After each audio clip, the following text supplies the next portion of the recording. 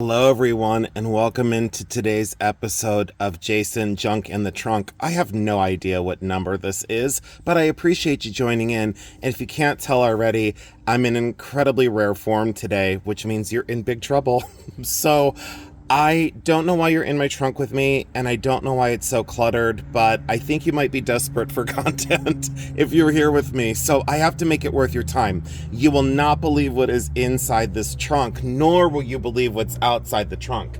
Now, stay tuned because there's a huge container of jewelry down here. I don't think we're going to do the sorting of it today, but I'm going to show you the contents. Jewelry in here, a pair of wooden shoes that I drove Jeremy completely crazy at the flea market with. You want to hear that story. And then some sterling silver jewelry that you won't want to miss. And also, look outside the box, an incredible Murano decanter bottle. And this is amethyst. It's not black. It's electric purple on the wide bands. And look at that metallic gold. Isn't that incredible? I bought this at the Burton Antique Show, and I went absolutely crazy when I saw this. Look how finely done this is for Murano art glass. $40. I couldn't get it out of my pocket fast enough. It is one of the best I've seen. And look at that. That purple is so lush and so beautiful. All right. So stay tuned because that one is definitely a must see. And then wait till you see this. I went to an estate sale, and you know my affection for Bakelite. Oh my good gosh, what is going on? A total set of Bakelite flatware. There's a place setting of 6. All the knives are there. All the tablespoons, the teaspoons, and the forks are there. And check out that lush cherry red. And look at that step back cut handle. Very Art Deco, very, considered late 30s into the 40s, more than likely more 40s on this set. And look at that original case that this is in. Are you kidding me? For a total set that was never used in its original box. I said I have to have it. And of course, the beautiful, beautiful, beautiful panel lamp that's in the corner here. We'll get to that in a second. So, and a frog that my friend Vicky 3D printed for me. Look at that orange and blue, and it's more of a toad. If you want to call it a frog, go ahead, but it's more of a toad. Look at that guy. Reminds me of my childhood. Vicky, thank you so much for the amazing job that you do for me on these 3D printed pieces. Most 3D printing at the flea market, I walk right by like it's not even there.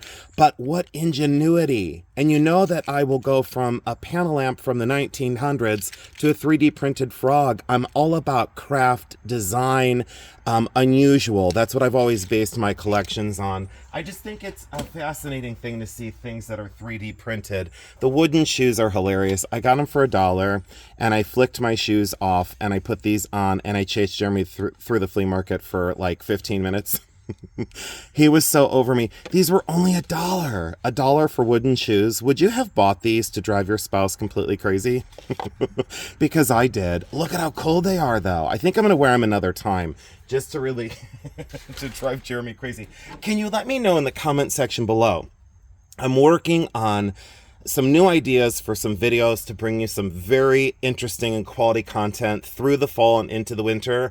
I wanted to go back through my collections, and I wanted to look for some of the oldest pieces, some of my favorites, some of the most unusual and the most valuable. Would you leave down in the comment section below which of those 4 ideas do you like the most? Do you like seeing some of my oldest pieces? Do you like seeing some of my favorite pieces? Do you like seeing the most unusual of a given time period or material? Or do you like seeing the most valuable? So please let me know in the comment section below, and I think I will probably cover all of those areas, but I really wanted to know what my viewers are looking for in terms of content and material.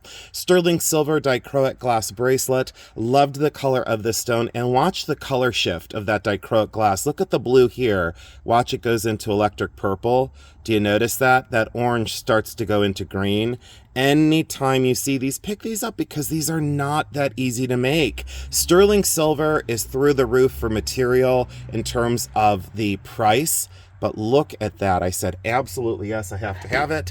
And a turquoise ring. This is definitely going to come over to a Bully Run coffee sale. So if you ask yourself, where do I sell? I sell on the local market. I sell on eBay. We also sell live on YouTube on Tuesday nights. Look at the matrix in that incredibly clean turquoise stone. Definitely Navajo construction. So check out the shank system on that as well. That was an absolute have to have. And as well, look at this mother of pearl version. Now this one does fit. So, and it looks absolutely awesome on.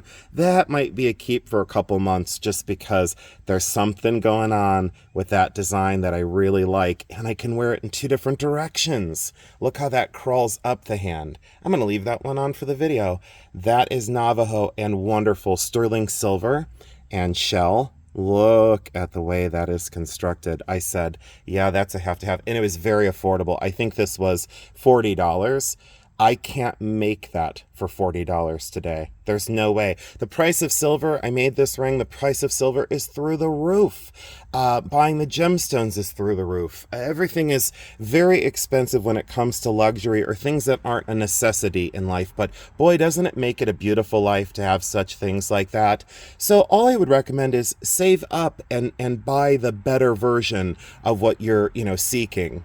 If you have $30, wait a month until maybe you have $50 to buy something. This was art glass. I bought this at a local mall. Wonderful construction on that paperweight, completely artisan done, and I loved the asymmetry of that. Very melty, very bold colors, and I liked that almost latticino to where they encase the blue and black. And then that just abstract form, very easy edge. I thought that was wonderful. So that's a great paperweight. There's this box. I should probably zoom in. We seem awfully far away, but then you wouldn't see this creepy mime in the corner. And by the way, someone said, what don't you buy? I said clowns and mimes. And then I bought a mime. It's from the 80s, late 80s, early 90s. And look, you wind her up. I wish I had one of these in my back. Oh boy, the things I say. And then I'm like, I should edit these videos. But look, she's mechanical and she moves. So someone said, what's the next thing that'll start selling?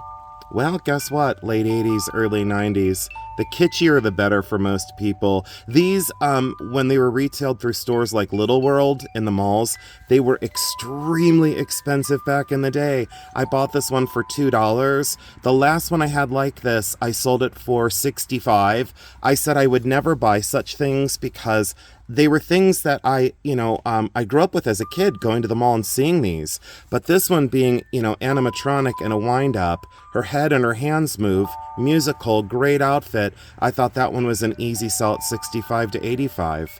And craziness when it comes to things of our past that I would say, I'm never going to buy that. And then I buy that because that is something that someone is seeking now and looking for. I think it's just an incredible thing because supply and demand.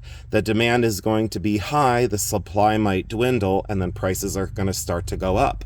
So I said to myself, yes, even though I said I wouldn't, I am. I only bought this for the box. I'm just kidding. I only bought this for this watch. I really didn't. That's going to be a donate. It's a wonderful watch, but it's going to be a donate. What I did buy this for, this is pretty incredible too. Does have some damage on it, but it's pretty awesome. The amethyst stretch bracelet will sell. That's like set up at a show and have something affordable for $8 or $10, but that's all genuine amethyst expansion bracelet. So that's an easy sell. But what I bought it for is way down on the inside of this. Now this was $6. So this container, the container and everything in it was $6. I threw away all the hair ornaments already because they were like not good ones. They were contemporary. And there are some hair ornaments that will sell really well. I'm passing by all the costume. Check this out though. This is a really lovely necklace. This is either Listener or Coro. Let's take a look here. And maybe it's not. Maybe this is a Kramer version. Boy, oh boy. That looks like it's Kramer. I'm going to go get my loop. Give me 1 second. Let me pause.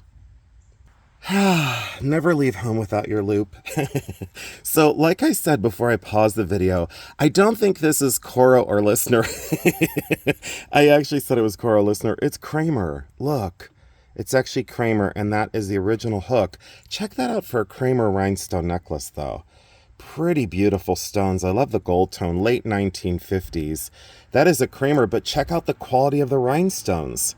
Look at that shimmer and sparkle. How could you not love that? Especially during fall time. And jewelry is sometimes seasonal. Rhinestones, I could give you a whole list of what color rhinestones sell and when they sell. If you want that information, I'll be glad to share it with you. But being a reseller of 30 years, I kind of have the ebb and flow of the market. That is a really lovely necklace. I would say retail on that one would be around 35 to 45. Years ago, it was much more.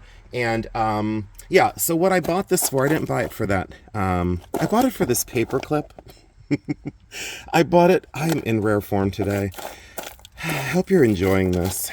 Boy, I don't know why sometimes, I don't know why I say the things I say. So here it is. I bought this box for this. These are real, these are genuine ruby, sterling silver earrings, and they're by Ross Simons. They have the Ross Simons hallmark down on the inside. They do need to be cleaned up and polished, but those are natural ruby, maybe little teeny tiny diamond chips, but those are vermeil sterling silver. I would think retail in a Ross Simons catalog, those are probably $40 to $60, pretty easy. But for sterling silver vermeil with the gold plating on it, get those cleaned up. Those are at least a good $25, $35 easy all day long.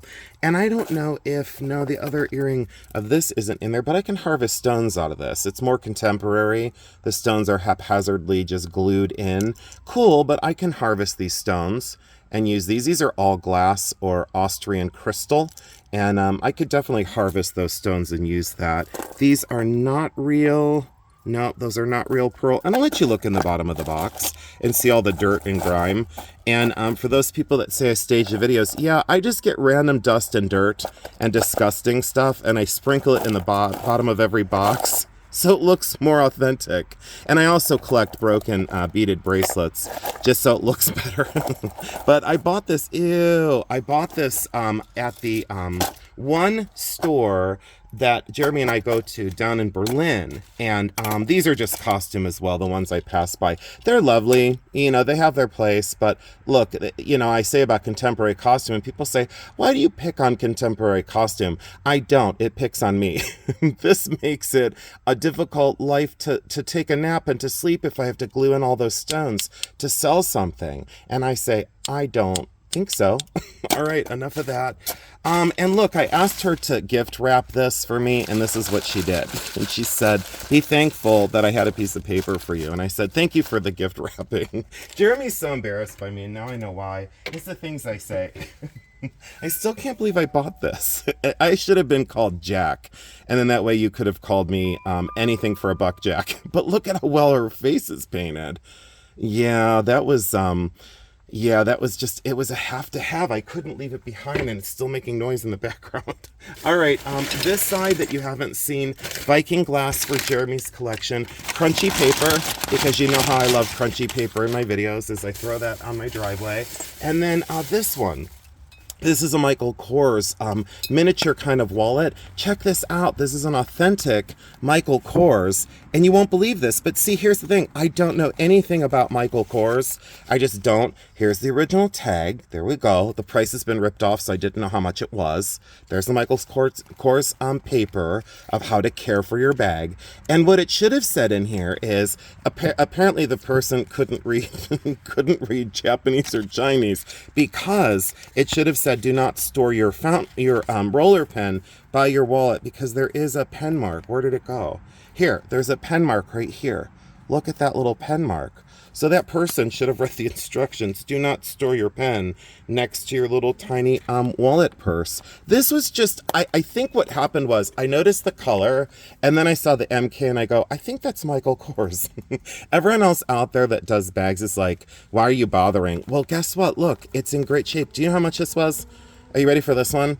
I understand about the pen mark, but check this out. This was $5.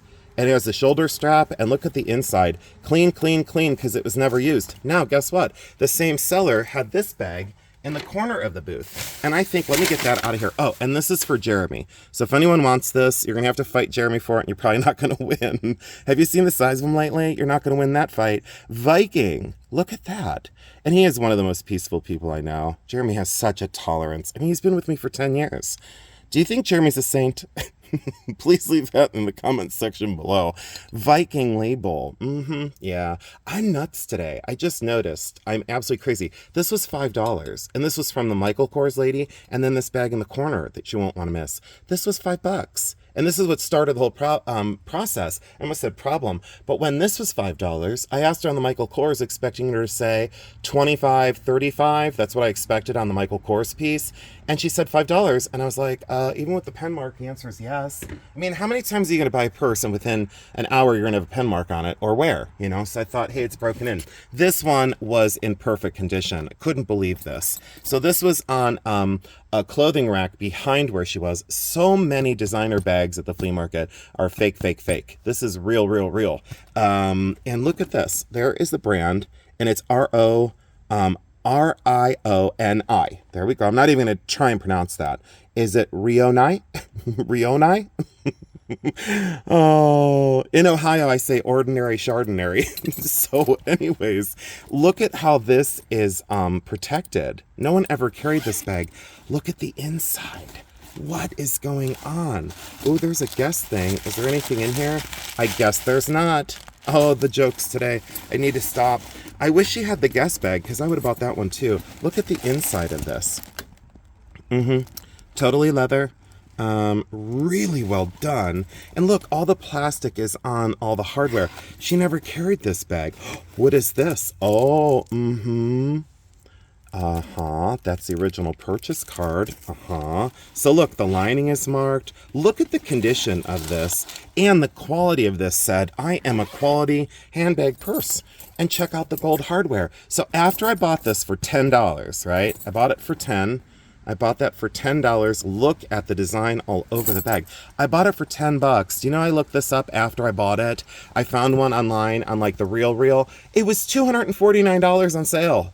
$249 on sale. I thought, heck, if I sell mine for $80, I'd be delighted. Look at the condition of this bag. And my mom even said, she goes, that style is totally in and fantastic. Check out that gold tone hardware. Yes. Look at the quality of the way this is put together, and the stitching. Always look at the stitching of a bag. I'm by no means an expert, but I always look at the binding here. I always look at the way things are put together, and look at the hardware is completely signed with that script R. Absolutely awesome. I can't believe I said ordinary chardonnay. All right, so we'll put that out of the way. I told you, I forewarned you, I'm in rare form today. Okay, let me decompress for a moment. In one breath and out. Okay, no, I'm still wired. It's not going to happen. I bought these antique and vintage photographs. Someone said, can you slow down in your videos? And I said, can you turn the channel? I said, can you turn the channel and go somewhere else? What is this? Excuse me, what is going on here? Yeah, so I bought all these. Yeah, I bought... Oh, a real photo postcard. What on God's green earth? No clue that that was in there. Early photo of Statue of Liberty. So I bought this box.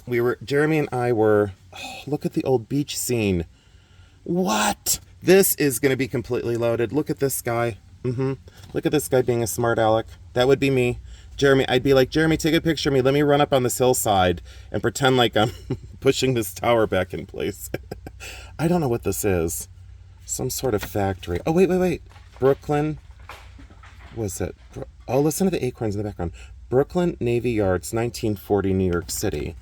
That is the Brooklyn Navy Yards. All right, so this is going to be highly problematic because I bought this, and Jeremy said, why are you buying old photos when you don't usually buy old photos? And there's way more in here that are antique. And then just a lot of really interesting, that's my pal. Yeah, that's your lifelong friend. 1927. And what does this say? Taken at Gordon Pools. I don't know where Gordon Pools is. September 11th, 1927. What is this one? Taken in Niagara Falls, 1927. That's at Niagara Falls. I love these old photographs because someone said to me, do you buy... Look at those two. Do you buy old photos? And most of the time, the information is not written on the back of these or dates. There are so many in here. Oh, look at that one. And do you know that I bought a collection of old photographs, and I'll do a video on some of the old photographs that I found in collections. If you haven't seen, look at this one. New York City, 1940, Ellis Island area. Look at the Statue of Liberty. Look how gorgeous she is. Oh, George Washington, 1940, New York City.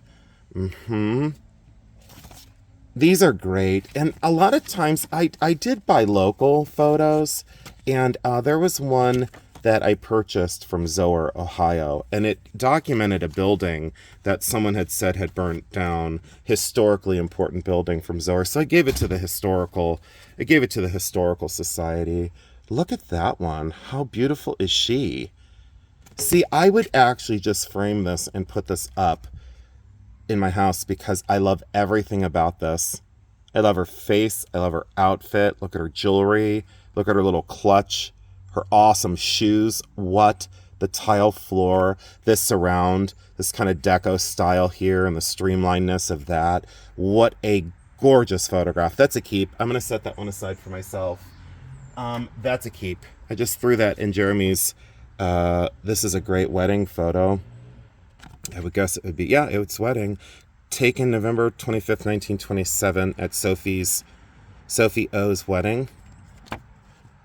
Look at the heart-shaped photo corners. I just noticed these. Look at the heart-shaped photo corners that held this into... that was my heart before Jeremy, right there. It's no lie. This is my heart now, and that was my heart pre-Jeremy. Check that out, though. That's incredible, is what I will say. Gosh, I'm wired today. New York City, 1940. Wow, look at the skyline and how things have changed over time. Gorgeous photograph in terms of composition, the color, and these are original photographs. Absolutely incredible. Likely silver gelatin prints, more than likely. The way I see that these are developed on the paper. What is this boxing guy? What is this guy doing? Huh? What is that guy doing? He's getting ready to box. But, look at those photo corners. Yeah, I'm going to get lost in these. Anyways, I bought this whole container of old photos and one postcard so far. I bought this for $5 at the... Oh, I love the view of that one. See, as an artist and a photographer, I'm going to get completely lost in this. Look at the swimming outfits. No information on where that was taken. Look at those swimming swimsuits. I love this photograph. Oh, two handsome fellas taking a picture together. Yeah, well dressed, very smart. Yeah. I'm sure, oh, it is a photo postcard. So they, RRCP, I think that's the way it goes. Did I do it right? No. Real photo postcard. So RPPC, there we go. Real photo postcard, RPPC. There we go. Now I finally got it. My friend Chris is probably going to watch this and say, how could you mess that up? And I'll say, I don't know, I did it on purpose to drive you crazy. What a random and awesome photograph. Look at his ring. See, I go right in for the jewelry. And what is he doing? What is that?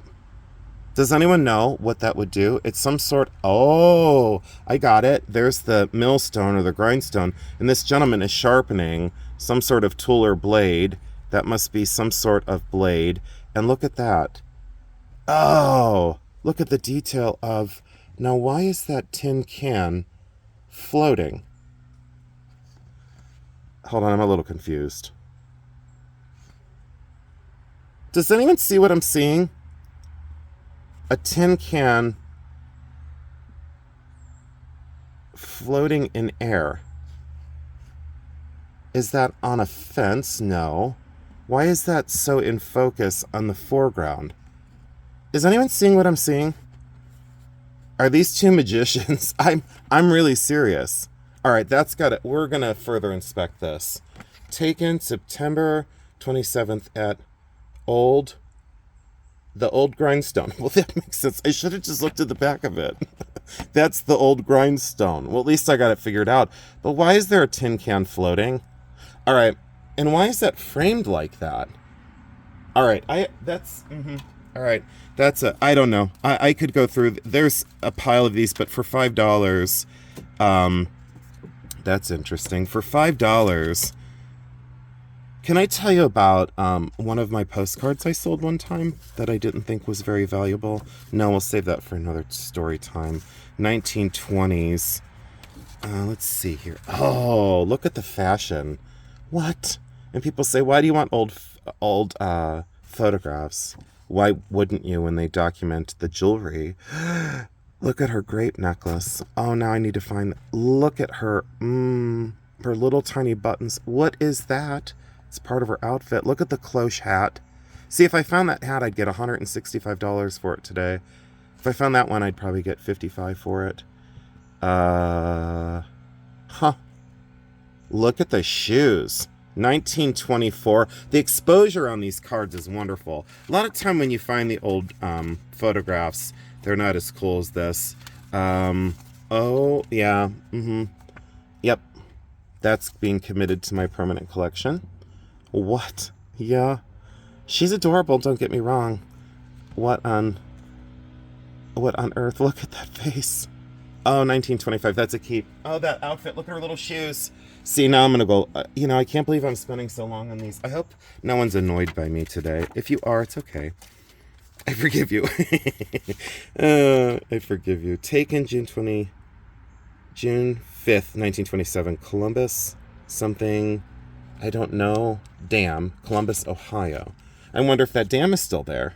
See, if that dam isn't still there, I have a photograph proving that there was a dam there. I don't know. Does anyone live in Columbus that watches my channel? Do you know if that dam is still there? Here's another view. This is... I don't know. What does that say? Oh...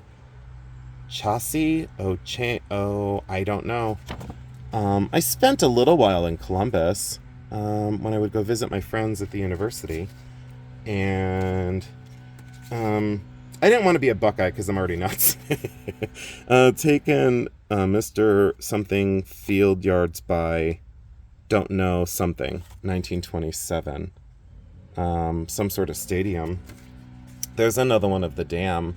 Quite incredible. Look at the energy of the water. That is a great photograph. Oh, marching band or some sort of... Wait, this is band from something building. Hayes Hall, Ohio State. So check that out. Ohio State early photograph. Probably Ohio State or some sort of monument. All right. So, documenting everyday life and military photographs always get me.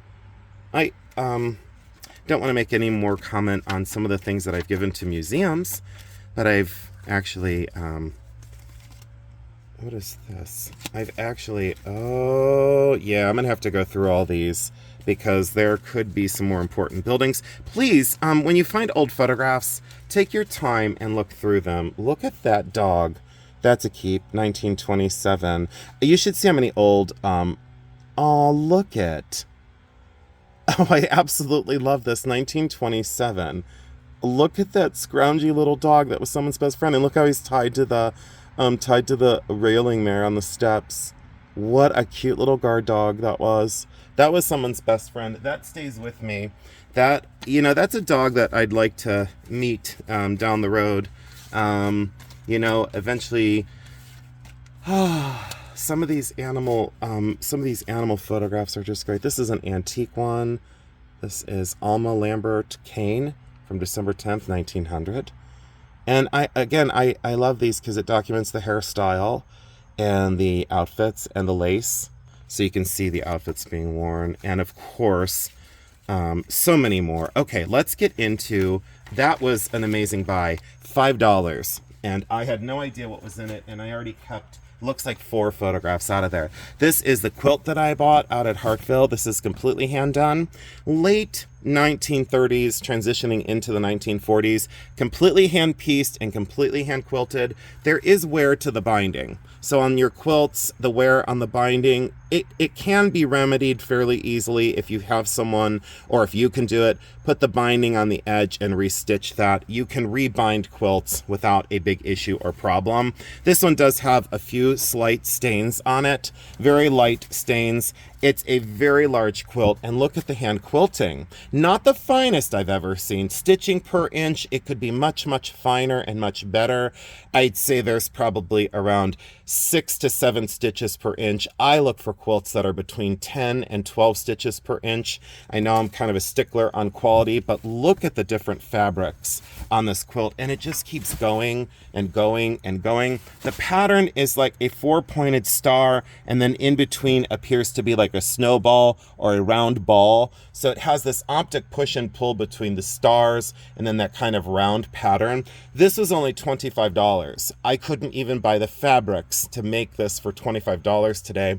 I feel, and it's just my opinion, I feel that quilts are substantially undervalued. The labor of love that it takes to cut out these pieces, sew them together, and then quilt that whole piece down, the whole top down. I do want to do a sale on YouTube of my quilts and linens, table coverings from the turn of the century through the 30s and in through the 40s and 50s. But this was just too good to pass up. And I'd have to say, this is a very large, it just keeps going. I hope you understand that in the car, it's actually doubled up. It's actually doubled up on itself. It's gigantic. Let me pull this out. The car is a mess underneath. I will promise you that. Let me put this somewhere that I can keep this clean. Hold on. I have to move some things around over here. You should see my second table. So we'll get to the lamp in a second. This one is all the jewelry, and this is a sneak peek. So I bought this container. I think I paid 50, let me think here, 50 or 60 for this. There's awesome stuff in here, and there's tons of rhinestone and costume. So we'll do this in another video because there's a ton of stuff in these boxes. I'll give you a sneak peek inside the boxes, just so if you decide you want to come back. These are little gold earrings. And these are amethyst and 14 karat. I think these are just pink crystal, but those are also 14 karat. I thought they were costume. They're not. This one's sterling silver, rhinestone color. That's sterling silver. That's absolutely fantastic. Late 1940s on that one. And these were magnificent. I thought these were reproduction. They're not. Look, someone's cat hair. I always leave those in. I always say, hey, it's just a reminder of the love that we have of our pets. Sterling silver, Art Deco, Marcasite, they are original to the Deco time period. And they were put in a new box. They were actually put inside of a new box, and that was great. It kept them safe. Tons of other rhinestone stuff as well. There's a lot of rhinestone things in here. There's rhinestone brooch. And then in this box, ooh, and here's a project. I want to be able to fix this one. Look at this. I'm going to have to unset the turquoise stone, make a split shank like this one. Let me show you. So I'll fabricate a split shank like that in sterling silver. And there you go. And for those of you that don't know, I do have a degree in silversmithing from the University of Akron. And I was in the program for 6 years. And I have a minor in photography, a major in metalsmithing, and almost a major in photography. I was like one class away from that. But look at that. I'm going to make the split shank, and I'm going to take the stone out, solder the shank on, and then reset the stone. I'll do that on camera. So I'll do a repair for all of you. But I couldn't let this go. Someone else would have cracked the stone out of it and melted it down. No, no, no. Absolutely not. That's Navajo and needs to be fixed. So if you want to see a video on me fixing that, leave it down in the comment section below, but I'm probably going to do it anyway. I said to someone last week, I said, do you like how I ask you for all the suggestions and then I never take them? Even though I always do. This is a keep. So this is a keep. I have to have this. This is Victorian, and look at that, and it has a J on it, and someone said, you've got to keep that. That is a Victorian curb link hollow formed bracelet. There is a little gold brooch here. We'll get into this in a separate video. Please stay tuned for that. There's a lot more rhinestones in that box as well, so we'll set that out of the way. Now, another thing that I found at the flea market, and I thought this was just awesome because it's whimsical. So look at these chili peppers that are from the late 1950s, early 1960s. These are Italian art pottery, completely hand glazed, painted, then the wire construction, and tied on that almost jute or some sort of straw that then you hang these in your kitchen.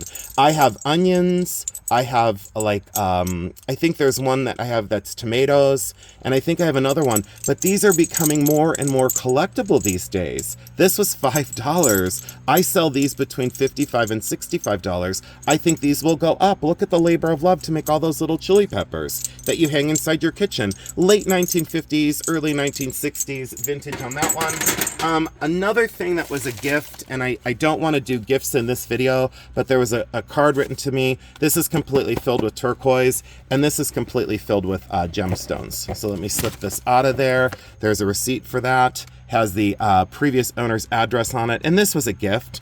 I will just say, Diane, I so appreciate your friendship and your kindness in this reselling business. And here is just a sampling of some of the turquoise that was in this collection. There was a labeled Cripple Creek. There are other early turquoise in here. This bag is completely loaded with raw turquoise. And check out these turquoise stones. She gave me this vintage turquoise collection because she knew that I could cut it, polish it, and set it into jewelry.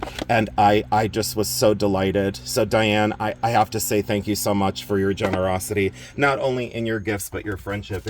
I will tell you, your friendship means more than anything you could give me. And I so appreciate those gifts. Let me move the chili peppers out of the way so the noise can stop in the background.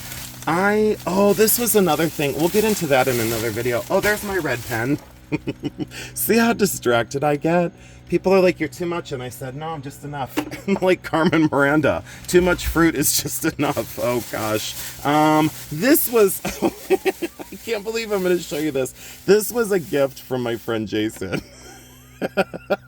I don't even know why I'd show this. It's hilarious. Chippendales micro movie viewer. Look at those girls. Yeah, I think I'm gonna get a wig like that and wear it down to Jeremy's and tell him I got bangs. Look, $3.50 for about 15 seconds of non-enjoyment.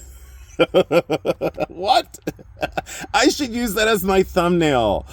I should use that as my thumbnail for this video. Do you dare me?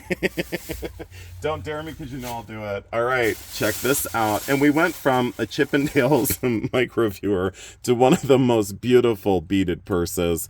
And this was in my beaded purse video. So if you haven't seen that video, please race on over to see it because I think you'll be thoroughly delighted. I did a very preliminary video on my antique purse collection, so please go over and view that. Look at the festoon seed beading. These are all glass seed beads, completely hand crocheted together, and look at the festoon of those incredible seed beads, and all of them are there, not a single bare thread anywhere. And you push this down and pull open this medallion and look at that lining on the inside. Absolutely gorgeous passementerie trim all the way on the outside, that floral yet metallic lace, known as passementerie trim, a fancy word for something that is incredibly fancy and beautiful. And let me swivel this down. I don't want to break that off. Let's see here. It's a little mad. And if you hear a leaf blower in the background, that's because my neighbors are doing all their leaves. I wait until the last minute. They all look at me like, are you finally going to do your leaves? And I go, yeah, now that you did all of your leaves, I'll finally do mine. There's something else. Oh, there is jewelry in the bottom of this. Look, we're going to have to do another video on all this jewelry. Look at the sterling silver. Absolutely awesome sterling silver. Okay, check this out. Masai warrior neck piece and headband. I don't know if I showed this in a previous video, but this is Masai. They traded for that lucite, looks like mother of pearl, but they traded for that lucite plastic button. And check out the Masai beadwork. This is the headband with that piece of sinew that ties it around the head. And then check out this exceptionally long and gorgeous Masai dance collar. Now, they normally aren't this long. Look how this keeps going and going and going. And the lady that I bought this from, and bless her heart, she was going to use this for crafting and take all the beads apart. And I said, I have to prevent that from happening. And she didn't want to do it. She said she was tempted to do it. And I thought, you can't do that. So I had to spring into action and buy it. Look at this rigid collar, completely sewn on by hand. Again, Masai, African, absolutely gorgeous coloring. And look at how long this fringe goes. It just keeps going and going and going. And I thought, this is truly one of the best I've seen. That deserves to be hung on the wall and framed. This is the gentleman's dance belt. Now, there are a lot of early repairs to this. This is much earlier than the necklace I just showed you. And look at the construction of that. Look at how long that's been around and that early repair to get that back together. But that is the belt, gentleman's dance belt, Masai, again, completely hand seed beaded. In glass beads. I love the directionalness of this. Had to rescue that as well. Let me get the bag out of the way. And the grand finale here and here, these are the last two pieces. This is a Richard Schneider gorgeous charger. This would be late 1980s, early 1990s. And why I show you this is I will go from a turn of the century beaded purse from 1900, like I showed you, to that doll, that wind up mime from the 1980s, to antique photographs, the Murano bottle, a quilt, designer purses, rhinestone jewelry, Masai pieces that are African trade, and then also go to this. And as you can see, I go after artistry, I go after craft, I go after design. I sometimes wind up with a great end result in all of those things combined. This is a prime example. Quintessential late 1980s, early 1990s, a sizable wall charger. This was only decorative. This was never meant to be used as a mixing bowl, a salad bowl, a serving bowl. This was only high-end art, very op art, very Roy Lichtenstein, very Steen. This is very op art. Look at the movement and the depth of that surface, even though that's all on literally one plane.